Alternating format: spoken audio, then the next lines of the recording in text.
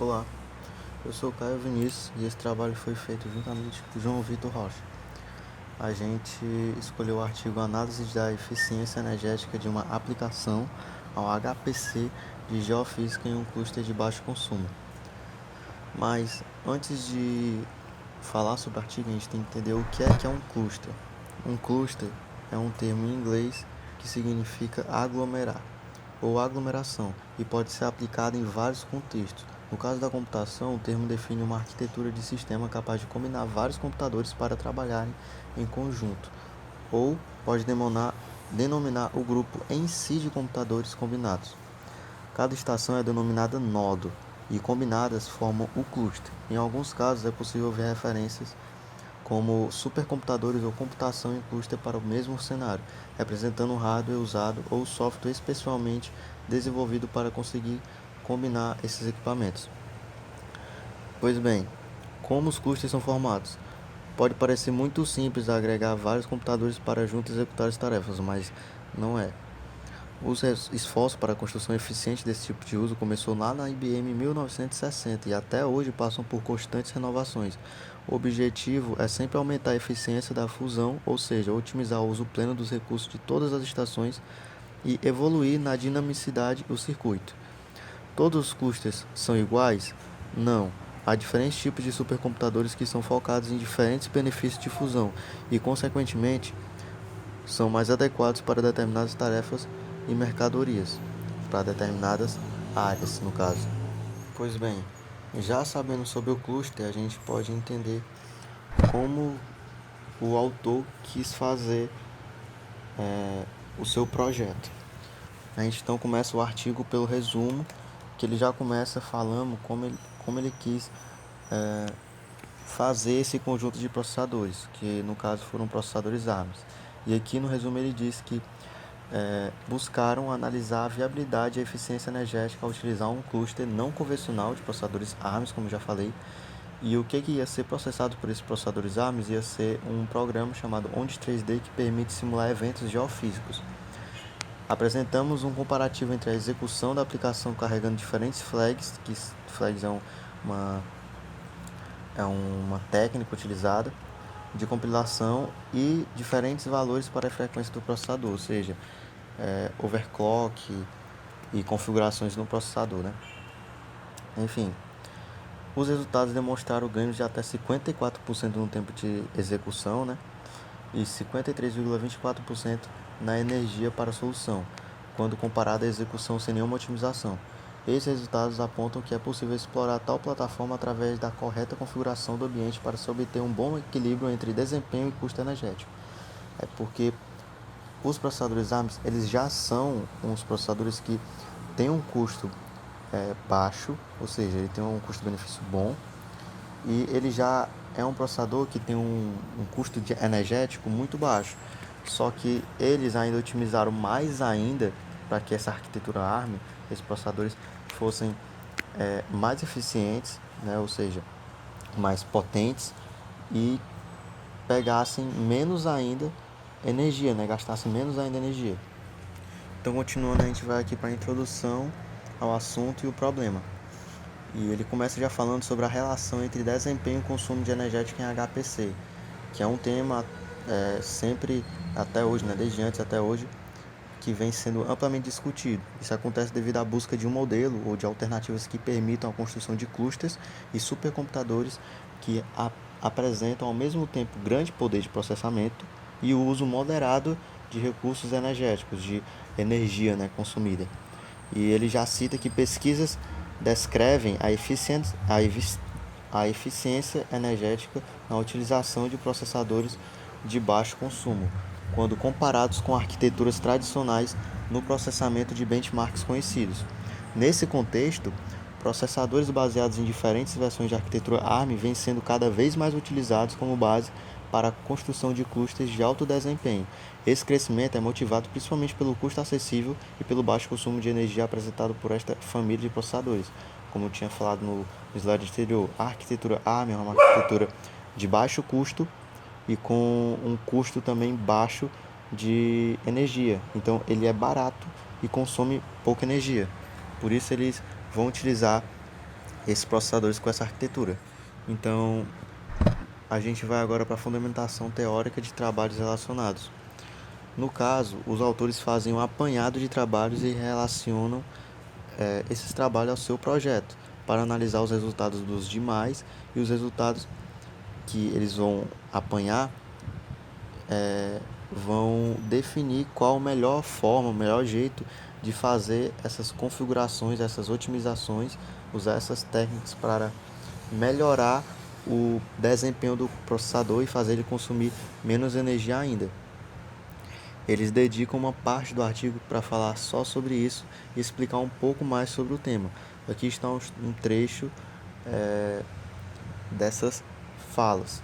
No caso aqui, desse trecho citado, é um artigo de 2012 que analisa clusters de processadores ARM, que no caso é uma arquitetura igual a deles também, e clusters de processadores Intel x86, quando a eficiência energética e custo através de 3 aplicações com diferentes características. No caso, ele fez 3 testes. Os resultados demonstram que é possível empregar ARMs na construção de data centers e que estes apresentam mais vantagens para aplicações com baixo custo computacional. No entanto, aplicações computacionais intensas, de muito processamento, no caso, elas têm menos vantagem, pois o número de processadores ARM necessários para prover um desempenho semelhante com esse processamento é muito maior, seria muito maior. Nesse próximo slide a gente tem um objetivo que ele cita no trabalho, que é avaliar a viabilidade de execução de uma aplicação científica real com alto custo de processamento em clusters não convencionais, que no caso são clusters que não tem uma arquitetura tão convencional assim, que são os ARMs, e permite a obtenção de informações sobre o desempenho do processador quando estão presentes combinações de diferentes características comumente avaliadas individualmente sem benchmarks científicos conhecidos. Como forma de avaliar os resultados obtidos, foram utilizadas as métricas apresentadas em trabalhos anteriores, Time to Solution e Energy to Solution.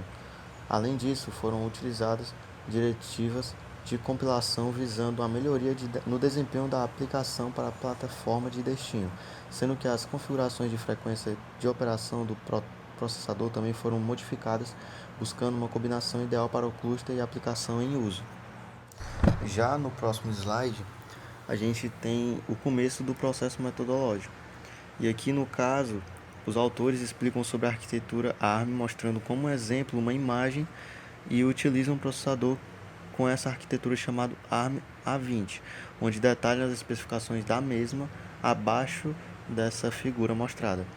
No caso, a figura apresenta a organização arquitetural de processadores da família ARM Cortex-M A7, mas se trata de um outro processador quad-core. No caso do processador que eles vão usar são dual-core, e a figura é um de quad-core. Porém, a arquitetura é a mesma, pois os dois processadores mostrados são da mesma família, a família ARM Cortex-M A7. E embaixo, como disse, estão as especificações desse processador dual-core que eles vão utilizar. A quantidade de memória cache, o suporte às memórias RAMs e mais especificações da GPU, coisas assim. Continuando, já com o próximo slide a gente continua o processo metodológico e nessa parte o processo metodológico ele apresenta a aplicação que eles irão usar nos processadores e explica para que ela funciona e como ela trabalha. No caso, a aplicação é ONT 3D, que é um programa, que é um simulador de ondas sísmicas utilizando para estimar danos futuros ocasionados por terremotos. Detalhes sobre o modelo e sua implementação em C podem ser conferidos no artigo Duplos et al., que foi lançado em 2010. Esta aplicação simula modelos de propagação de ondas sísmicas em um espaço tridimensional através de equações de elastodinâmica, utilizando o método de diferenças finitas explícitas.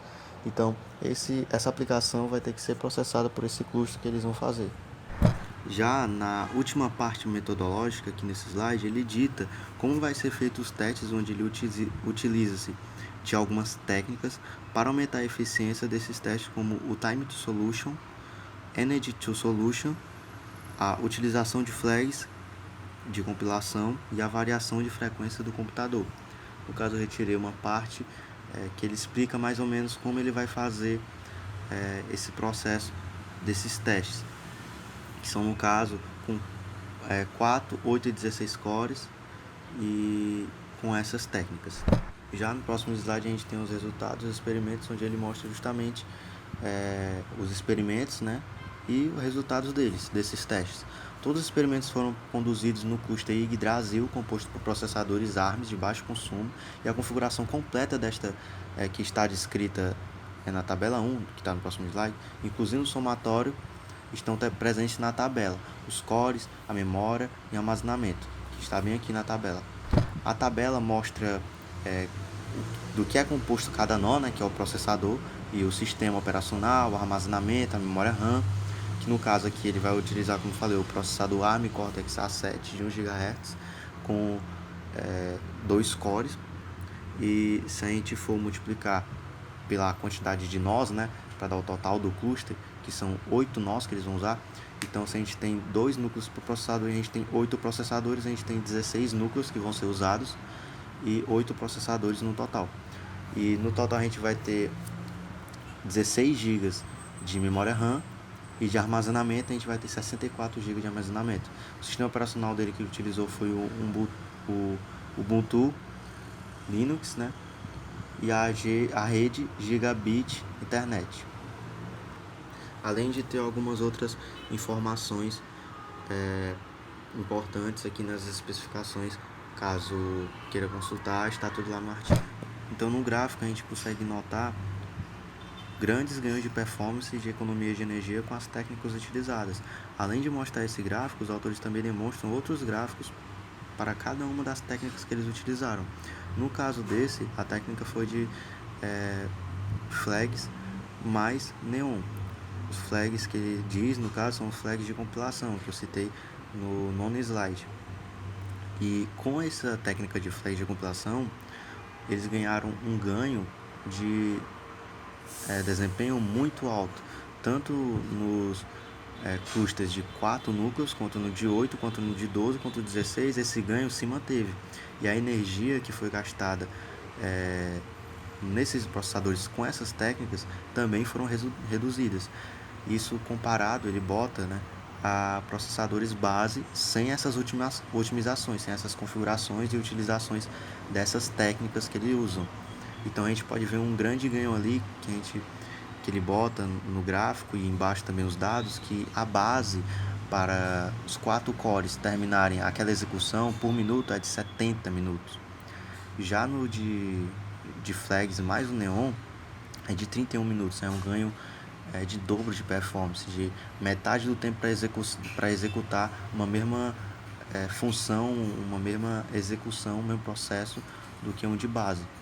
Então a gente pode ver que teve um grande ganho de processamento e de economia de energia também, como a gente vê no gráfico da direita. E por fim a gente tem a conclusão, onde ele pega os dados que eles coletaram e demonstram que eles tiveram ganhos realmente significativos de mais de 50%, e demonstram que eles podem sim utilizar essas arquiteturas como uma saída para supercomputadores, né, para esses clusters, usando essa arquitetura ARM como uma solução para supercomputadores, né, clusters baratos, pois, como já citados antes aqui na apresentação, eles têm um custo-benefício melhor do que outras arquiteturas.